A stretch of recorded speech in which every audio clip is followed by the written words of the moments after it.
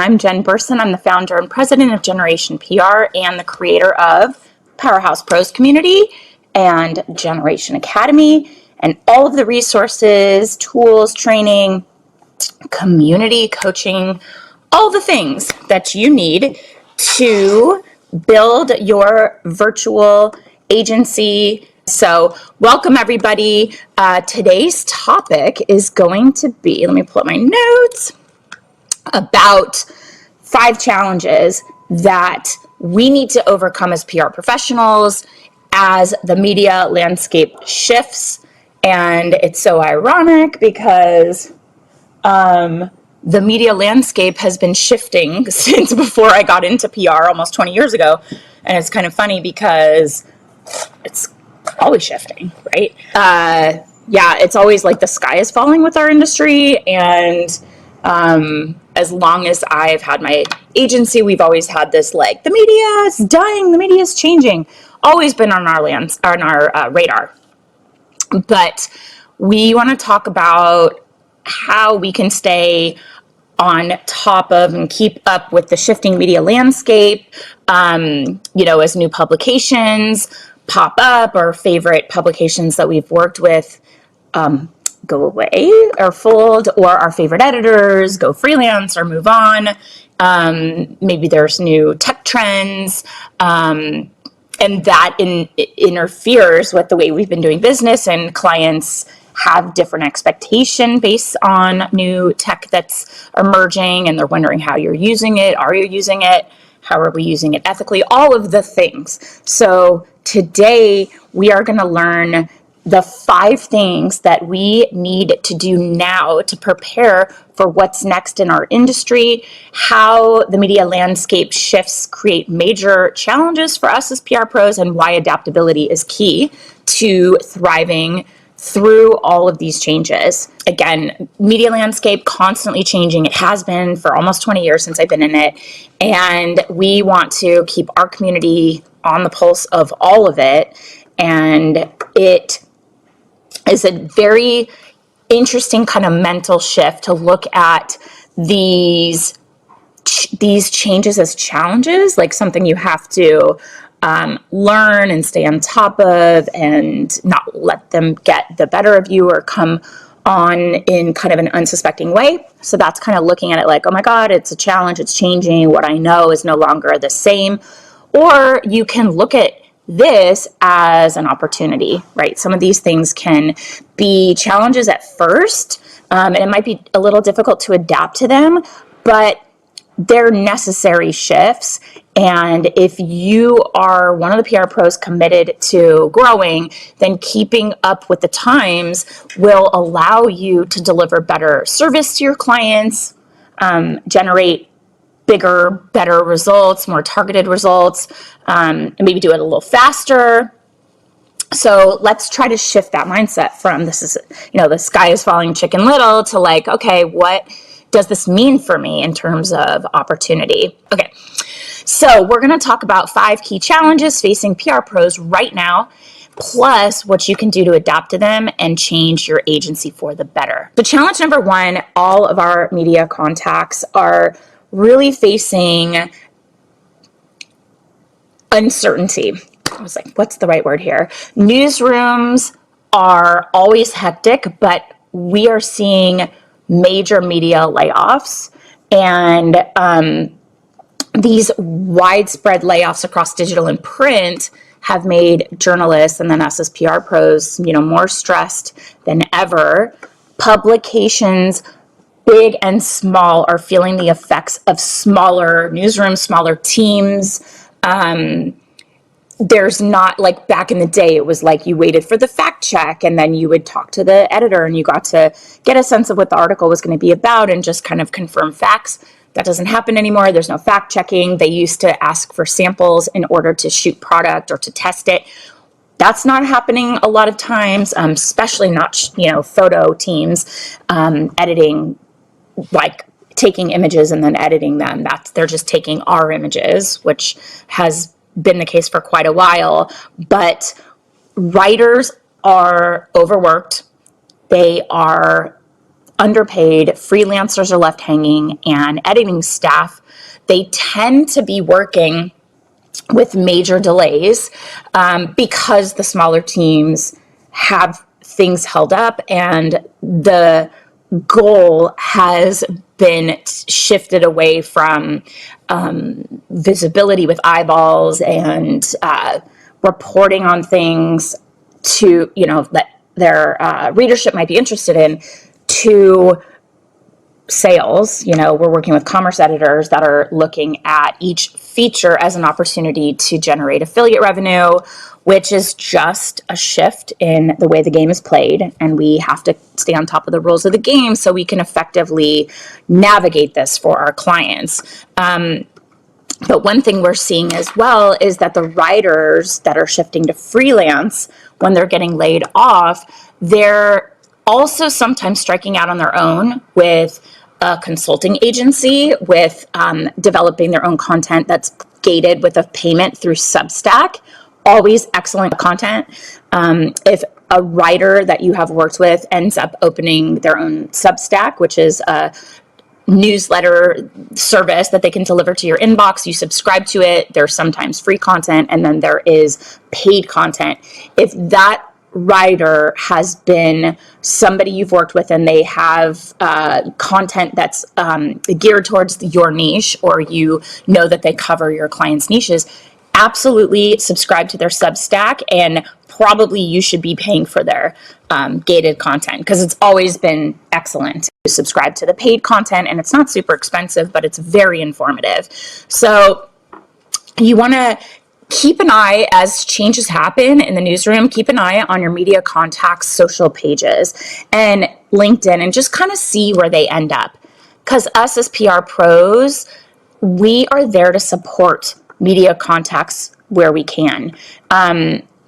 It's really hard for us, but think about how challenging it is for our journalist and writer friends. They are, if there's uncertainty with their roles and they're working freelance, they're writing a lot of content that isn't really well paid. They have to crank out a lot more content. So you want to be a key resource to your journalist friends by offering yourself up as a resource for last minute stories. And that could be sharing a contact you have that's not even a client, something that's aligned with what they're looking for. You just happen to have a friend, a colleague, somebody that is a great fit for them. We can continue to show up in these ways to offer ourselves as a go-to. Like, you're a connector, you're somebody who wants to just help, you want to make connections with people, they have last minute stories. You're gonna give them something that's gonna help move them forward quickly and achieve their goal. And it's just something we do without expecting anything in return. It's what, we go into PR because we are connectors. We love helping people, amplifying voices of people and causes and products and services we believe in. And so when you can do that, even if it's not a client, it benefits everyone. So that is how you handle this challenge with major media layoffs. You are supporting your journalist friends, offering yourself up as a resource, and also respecting their time and their inbox is being crowded, and you're only sending out pitches that are truly relevant to your media contact, and you are frictionless, right? You're not the squeaky wheel. You'll be flexible if timelines change due to, let's say, layoffs or smaller teams, so there are publishing delays. Like, you're not going to be the one that pitches a fit and says, well, you told me that this was coming out then, or things change too. Like, why isn't my client in the story? We know that these things change all the time. Your client might also be in a story and it'll get republished, and maybe they're not included in the republishing of that story. And what that shows me is that it's an affiliate driven article. The story is doing well SEO wise, but your client's product isn't converting when it comes to affiliate sales. So do you want to burn a bridge and get upset with the writer who decided to update the story and remove your client for a better moving product?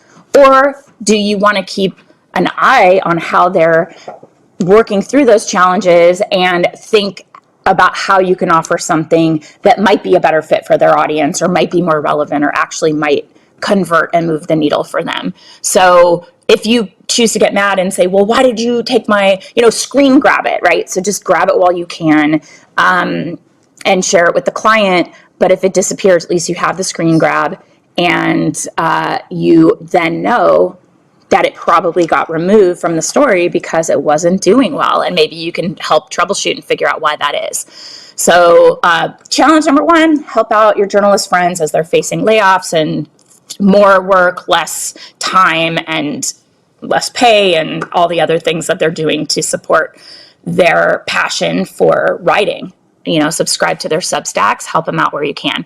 Challenge number 2, AI emerging tech. This is always like, oh my God, this new thing, it's game. I got into this, and Twitter, now X, I got in when X was brand spanking new, like one of the very early adopters. And it was always like, this is going to change PR and the way we work forever. We have new technology constantly popping up across industries, but the biggest one right now that PR pros will be dealing with, will be needing to learn. Back to AI, you guys. Okay, where am I in this? So there are some negative effects of AI that we have seen kind of already rippling through our world in PR, but we have to embrace it. AI is not going anywhere, and it's only more, it's only going to just gear up to be more advanced, more, kind of smart, and can continue to grow and evolve and seem more human-like in its results. And PR pros, we have to, like everything that's happened in our industry, we have to shift to accommodate it. And embracing AI is the only way that we can overcome this challenge, because I truly feel, sorry to say it, but those who do not embrace AI will get left behind as this tech continues to evolve. It's just going to happen.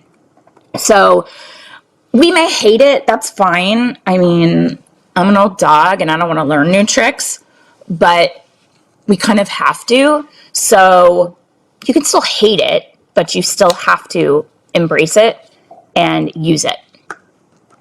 Yeah, AI is another tool for creating cool cat pictures. There's some really cool AI tools out there for creating art and images and virtual things that seem really realistic and lifelike, and they're just super, super cool. There's a lot of good that is coming out of it, but how do you deal with AI in your agency? That's up to you, but most important thing that we strongly reinforce with our community is just use it ethically. So you've got the text-based tools like ChatGPT, Bard, there's other platforms that are emerging, but they will scour the internet for information. They will spit out what they find in lightning, record time. But what this means is that the results could be completely plagiarized. It could be totally inaccurate. You don't know. And so everything you get from AI, from a program like ChatGPT, it needs to be fact-checked. It has to be heavily edited so that you can ensure that all of the copy is actually your own and it is factually accurate. If you create something, let's say you ask ChatGPT to write a book on a certain topic, and you give it like an outline and you're like, fill this in with a book. You take that and it's not edited significantly, you don't own the copyright to that. So if you publish a book, you do not own the copyright. You are not the originator of that copyright. ChatGPT is. Probably some of it is plagiarized or pulled from large sections that they have found on the internet.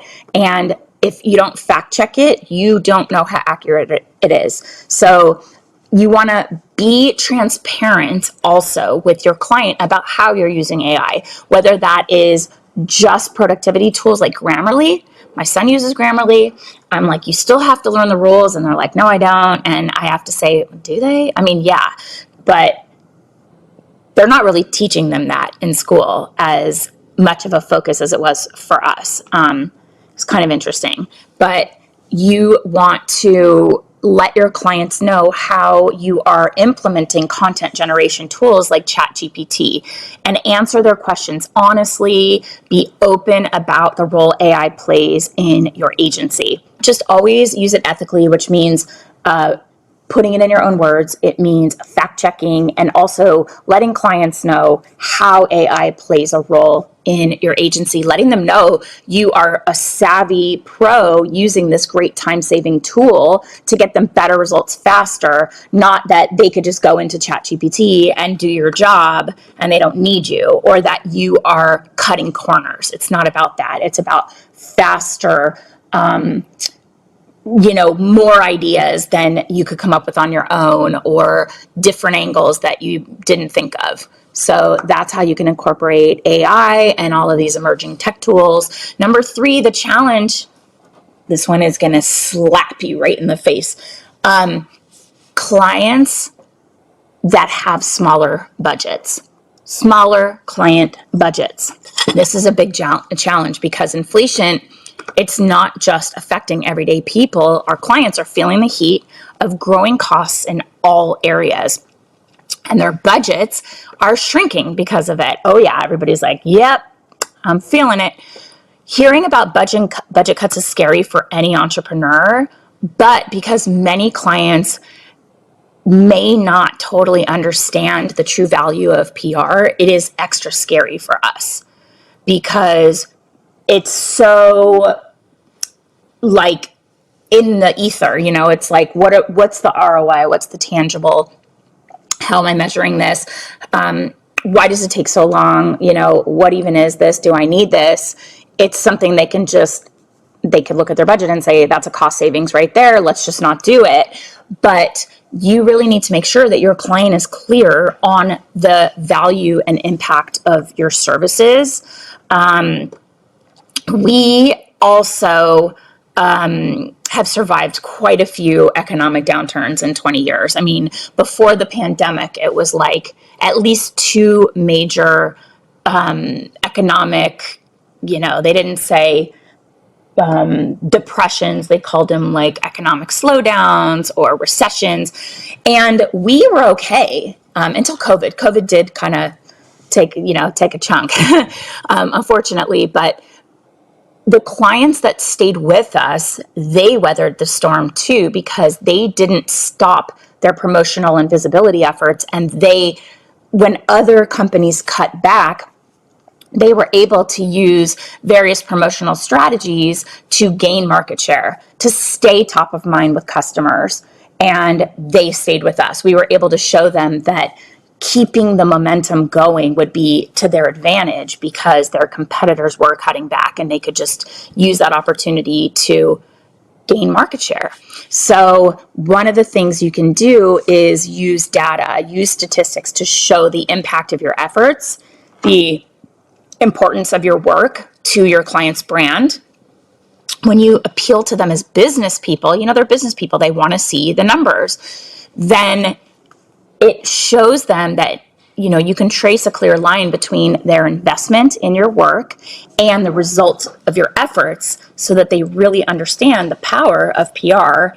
And that will speak to their logical side that shows that this is a really valuable use of their limited budget. Even when clients understand the power of PR, and they want to keep their retainer active, they want to stay with you, sometimes budget cuts can get in the way still. So I never want to just say goodbye to a client, especially if they've been really happy and it's just about a budget decision. So that's when we come in with the mindset of being a partner, and we are flexible when we deal with clients. So are there services that maybe are offered in your retainer that clients aren't using or that really haven't had great ROI in their results, or your client services just aren't really benefiting from that piece, then cut them out and reduce the retainer. Something with a client is better than nothing. Hopefully they'll come back when they have the ability to have a more kind of robust plan. But in the meantime, maybe think about a la carte services. You guys know I don't love that, but it's better than nothing. With the client that is happy, you want to just keep them in the door. You want to keep them sticking around, paying something to keep you on board. You're still in the mix. So they're only at that point with a la carte paying for exactly what they need. They're still part of your client roster, and you're working with a limited budget and making it work and keeping them around and showing them you're a partner. So that's how we help combat that challenge. Number 4 I have for you is these generational marketing shifts. So every generation with a G, not generation with a J for generation. Every generation has different priorities than the last. And with the majority of Gen Z now being in their 20s, you need to adapt to their wants. So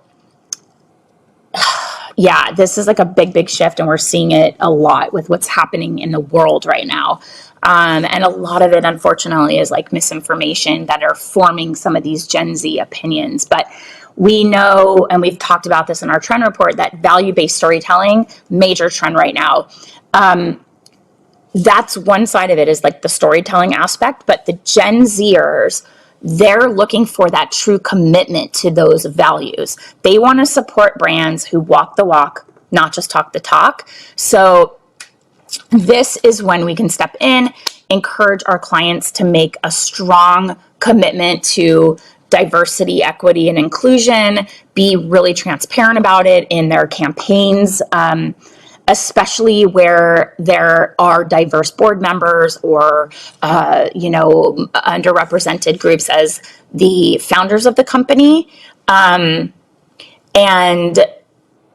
you hope that what their values are based on real world accurate information. I'm just seeing so much factually inaccurate stuff online right now, and younger generations are not doing research. They're not actually looking at complex issues. They're just seeing like a TikTok trend and jumping on it. So, take that for what it's worth. But that is what the generation, Gen Z, is. This Gen Z, they want a commitment to those values, and they're passionately voting with their dollars for brands that they believe in.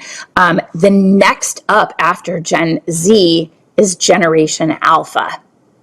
Okay, this is my son's ages basically. So the oldest members of Generation Alpha, they're about 13, but their wants, this is like they're around 2010, right, is when they're born, but their wants will start to make their way into our PR priorities sooner than we think. And so kind of interesting, because we can see what catches their attention. It's not always good, right? They're doing very little thinking, and it's very impulsive. It's gonna be interesting to see. This is the generation that went to elementary school in the middle of COVID. This is how they socialize, is online. They get their connection with friends through online chats while they're playing games. At least my boys do. So it's different.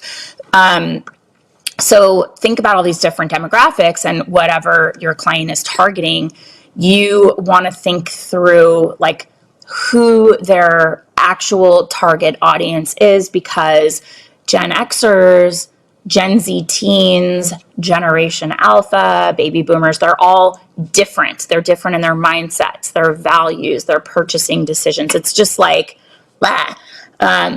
so it's, I think it's really important to kind of figure out the key demographic and focus your marketing efforts you're positioning to appeal to that demographic while also not alienating others. And the last one I have for you, this challenge, is clients who want more than just PR. And I don't say just PR like, oh, it's just PR, but it's really understanding that, well, they'll come into the relationship thinking that PR is going to take care of every aspect of their communications, from PR, marketing, sales, advertising, social media. Maybe you do all of that. Do they really want a one-stop shop for all their needs, especially when they're dealing with these smaller budgets and they're like, we want it all and we want to pay less? That's, challenging. So you want to really figure out during your discovery call what your client's expectations are, and are they genuinely aligned with what is possible, and especially what's possible for you to do and what you want to do.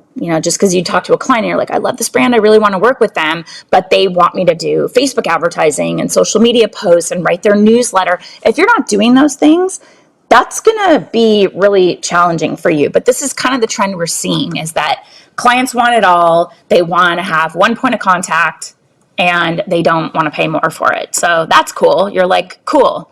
Not great. So on that call, the very first point of contact with them, the first discussion, that you can kindly set them on the right path. When they say, like, for example, they say, well, we want a dozen press placements within the first month because we're launching this amazing thing. They want a massive uptick in sales or some national TV spot. They want to be on Good Morning America, and they want to be on, The View within a matter of weeks. You have to step in and be honest with them about what's possible. Give them, in your proposal deck, we call it like a capabilities deck, proposal light, because we're not giving a ton of we're not giving any strategy, but you are going to have in there case studies and testimonials that will show off your successes, so they can start to see happy, satisfied clients that are similar companies or in the same industry as them are pleased with these results, and it's not what they're expecting. It's more grounded in reality, because otherwise they're never going to be satisfied. So if you want to take on all the things, you want to offer more services than just PR, that's great. Go ahead and do that. That is one way to bring in more revenue and expand your agency. But I am always here to remind all of us, including myself, that we want to take on clients that we love, that light us up, we're excited about, and also provide services that we enjoy, that we're going to want to do long term, that we're good at, that we have the team structure in place to execute. So you want to take stock of your team member strengths. Like, if you have a really fantastic writer on your team, consider adding copywriting services if he or she is open to expanding their support of your clients' businesses, and this is a skill they have that will benefit them. Consider also adding to the freelancers that you're able to integrate in your agency and expand your offerings beyond your own team's capabilities, right? Like, you could bring in this amazing, nimble team that's willing to work under you and provide. We've done this with visual content creation for social media, or influencer seeding, or strategic partnerships. You can bring on white labeled services from another agency. It's usually like a younger company, less established, more of a startup, that will be thrilled to have the work, thrilled to have the money coming in, but not have to deal with all the risk that comes with, like, maybe a client doesn't pay. You absorb that risk, and they're white labeling. Now we're calling it private labeling, and they're working under your agency. It's still your client. You can set up those freelancer rules, whatever it looks like, so that they don't take that work away from you, or they don't kind of claim your client as their own, if that's the way you want it to be structured. But this gives you the ability to support the client with like one umbrella for all of these services without you having to learn a whole other skill, and you can fill out and sort of like amp up your retainer offerings. So these are the 5 challenges that we've identified. We've got major media layoffs. We got to be a partner to our writing and editorial friends and just be there and helpful for them. Challenge number 2, AI and emerging tech. Embrace it. We love AI. It's going to help save us time. Don't hate it. Use it. Smaller client budgets. We don't want to say goodbye. We want to be flexible. We want to make sure that we are approaching our clients with a partnership mindset and figure out how to make it work, and cut services to keep them on board, work with their budgets, and keep them happy. We also have these generational marketing shifts. We've got Generation Alpha. I had not heard about that until we started putting this together for you. Have you heard of Generation Alpha? And apparently my children are Generation Alpha. We've got Gen Z, baby boomers, Gen X, like all the things. So 2010 and younger, Gen Alpha, what do these people care about? What are their big mindset decisions they're making when buying or supporting a company? And like, how do you choose the importance of the different generations and what their focus is? Like, how do you decide who to cater to? You know, it's really about who your client's target audience is, and then you can kind of hone in on what their passions are. What's the word? Like the things that matter most to them, their values. And then challenge 5 is clients who want more than just PR. They want all the things. Maybe they don't want to pay for it. I don't want you to have to learn all of those things, like setting up landing pages and writing emails, scheduling emails, updating their website. So if there are things that are outside of scope or something you just don't want to learn, you know, bring in somebody or tell the client, you know, this just isn't what we offer. This isn't what our core value is to you. Writing captions for your products on the website. Like, that's what happens when you're running from like a fear-based mindset. Like, they're going to leave, and I'm going to just be left in the dust. They don't leave. They just try to pawn off extra responsibilities on you without paying for it. So beware of that. So every year, we know, brings new challenges for us as PR professionals. So that's what I have for you guys today. 5 important PR challenges you need to overcome as the media landscape shifts. I love all of you. Have a good rest of your day, and I'll see you next week. Bye.